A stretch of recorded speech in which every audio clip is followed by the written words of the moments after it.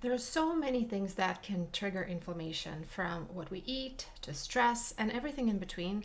And I've talked about many of those things before. But there's one root cause that barely anyone is talking about. It's very subtle. We barely notice it as we move throughout the day, and yet it's incredibly powerful. The good news is that it's actually one of the easiest to fix. And once you understand it and how to work with it, everything begins to shift. Because it's not just about what you eat or how much you sleep, it's about when. So in this video, I want to give you really simple, easy to digest explanation of what's really going on inside your body when it comes to timing and how it all connects to your body's built-in, internal, natural rhythm, which is what science calls the circadian rhythm.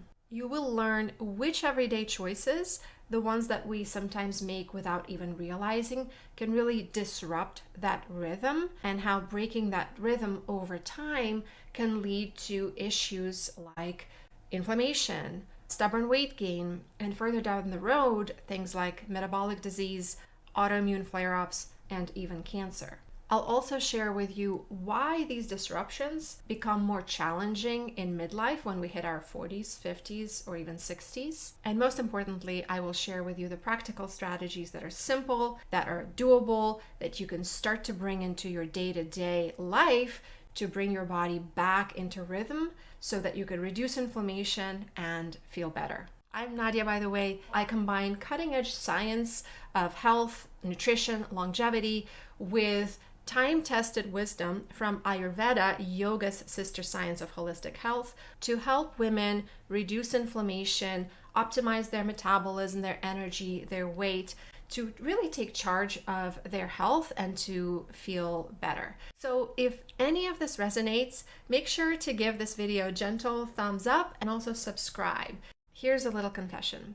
Even when I was doing all the right things, eating clean, exercising, meditating, avoiding sugar and alcohol, I still had stretches when I felt achy, bloated, and just off. And then I started to notice a pattern. It would often happen either after a few late nights, or after a busy day or two when I had to skip meals, or after a trip overseas. When I pieced it all together, I realized that it wasn't about what I was eating or what I was doing. It was really about the shift in the timing. And my body wasn't just tired, it was reacting. It was actually screaming at me that I was messing with its rhythm, its built-in body clock. Because it turns out our bodies don't just run on energy, our bodies run on clocks, on specific timing and rhythms. When I understood that and started to make some adjustments, everything shifted. My energy came back, my digestion calmed, my aches and pains went away, and I just felt very steady again. Okay, so something that's really important to understand to figure out what's really going on, why your body is feeling off, and how to fix it is the fact that our circadian rhythm isn't only about sleep. Recent science research shows that every organ and every process has its own clock. Your liver, your gut, your heart, your brain, your skin, your hormones, even your fat cells all follow their own rhythm that runs on roughly a 24-hour cycle. And this is my favorite part. This is where cutting-edge science, meaning science from the last 10 to 15 years, is now proving what Ayurveda has been teaching us for thousands of years, that the body thrives in rhythm, and that the body's rhythm is deeply connected to the rhythms of nature, meaning the circadian rhythm, and the light change, and the seasonal changes. When your body senses that it's getting dark, it starts to release melatonin, our sleep hormone. When the sun rises, your brain's master clock gets the message and gently raises cortisol, your wake-up hormone, to signal the whole body to wake up for the day. I do want to acknowledge that there are certain disruptions in our life that we cannot control. Traveling across time zones, working night shifts, or staying up with a new baby or a sick loved one. Even smaller shifts like daylight savings time can throw us off for a few days. But there are also things that we do have a choice about. And those are the things that matter over time because they're the ones that we do every day. Here's where modern life gets tricky. We have light and entertainment available to us all day long. We stay up late with deadlines, Netflix, or that one more email. It's just part of life now. The problem is when we flood our eyes with blue light late at night, from phones, TVs, or bright overhead LEDs, we confuse that inner clock. Your body still thinks it's daytime. Melatonin stays low, cortisol stays high, or maybe even rises if we're watching something really exciting on TV or doom scrolling. And that keeps your body in a stress state. Over time, that constant false alarm to stay awake keeps your cortisol high, keeps your immune system on alert, eventually leads to more inflammation in the body. And here's why it happens. Your body functions most efficiently when it follows a rhythm, a certain timeline that it can predict, that it can feel safe with. When we keep pushing ourselves past the predictable rhythm that is built into our system through our body clocks, the body literally feels unsafe. It sees this chaotic rhythm and lack of predictability as a threat. So it keeps the stress hormones high, and these stress hormones over time are quite inflammatory. And that's how living out of sync and breaking the circadian rhythm over time leads to this kind of permanent state of jet lag and to this cycle of fatigue, irritability, cravings, inflammation, something that we just begin to believe is part of modern life. So what do we do about all this without missing out on all the fun? I'll get to it in a minute, but first I want to talk about another huge part of our daily rhythm that gets disrupted: your eating patterns, your digestion, and metabolism that also run on a clock. Studies on shift workers show that eating at night, even the healthiest meal, spikes blood sugar much higher and is less digestible than eating that same meal at noon. Why? Because your liver and your gut expect the meal at about noon or 1 o'clock when our digestion is the strongest, not at 1 a.m. So when we eat outside of those natural rhythms, that leads to inflammation. And there are a couple of reasons for that.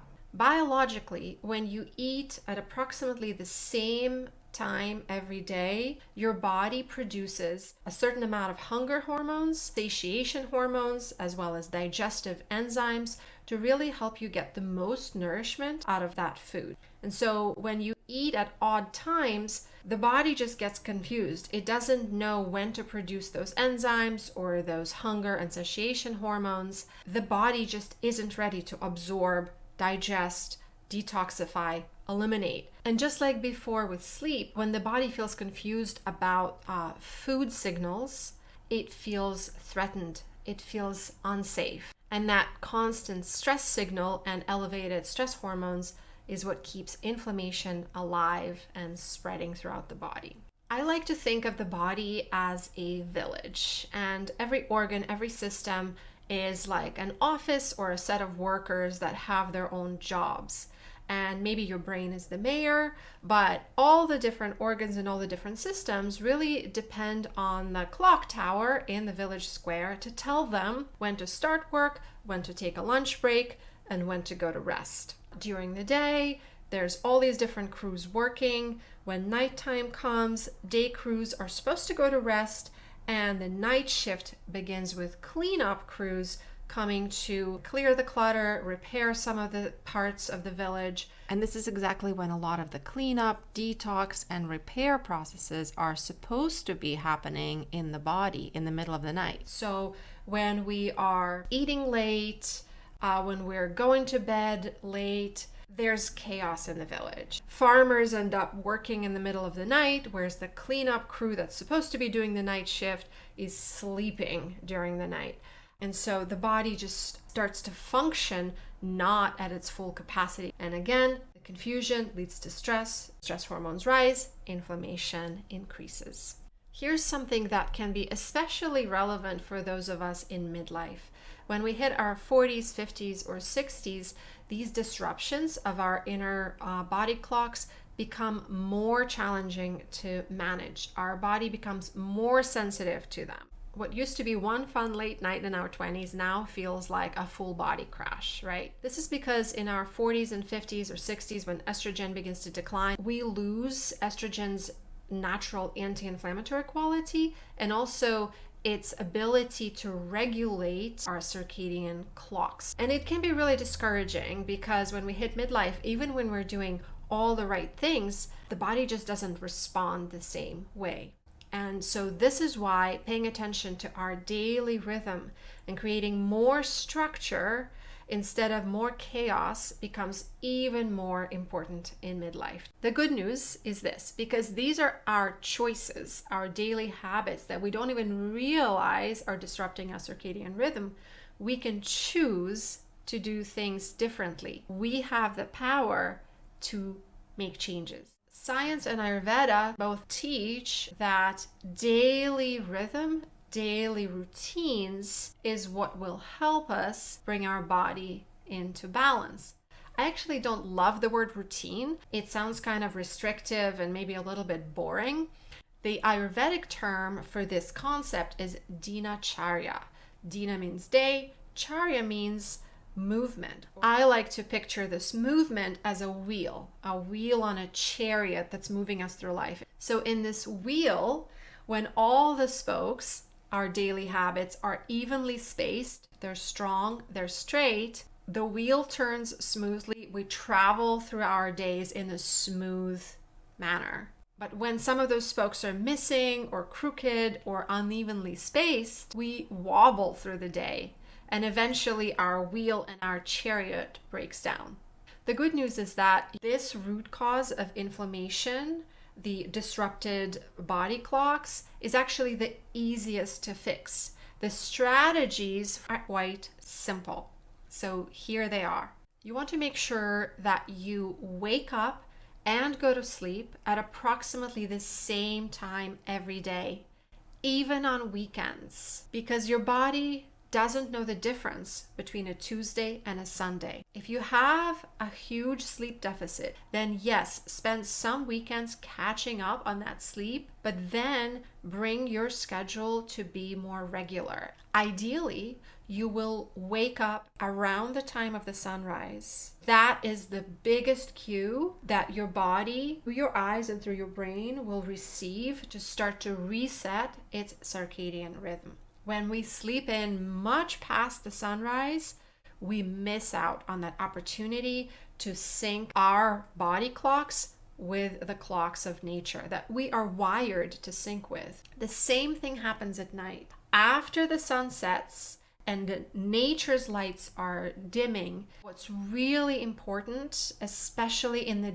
darker times of year, to dim the lights in your house. Or maybe even replace your light bulbs to the yellower light bulbs. You can still read with those. It will really help your body clocks sync up. If you don't want to miss out on entertainment and Netflix and social media, I totally understand.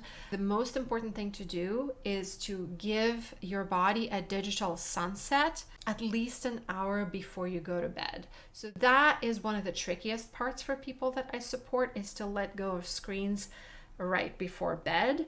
And there is a 7-day digital detox resource that I'm linking in the description box below, that you can grab it and it can help you to let go of screens a little bit earlier.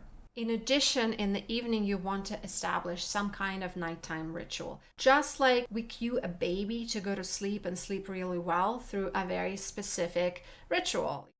Bath, book, lullaby. Our body also needs to be cued to go to sleep quickly and to sleep more deeply. So maybe for you, it will be a meditation, some inspirational reading, it will be a bath.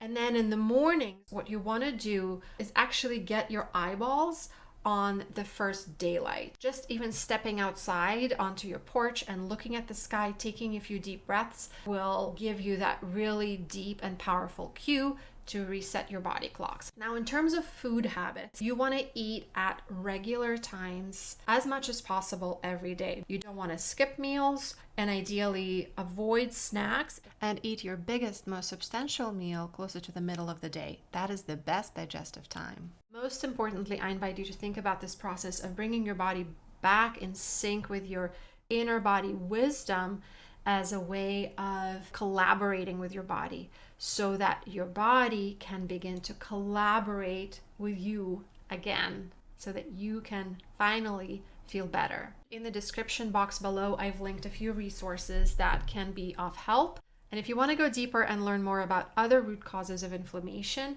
you're going to love this video where I break down 4 different root causes of inflammation and what to do about that to feel better. Thanks so much for watching. I hope this was helpful. Make sure to subscribe so that you continue to receive these videos where I share science meets holistic wisdom strategies to support you on your health journey.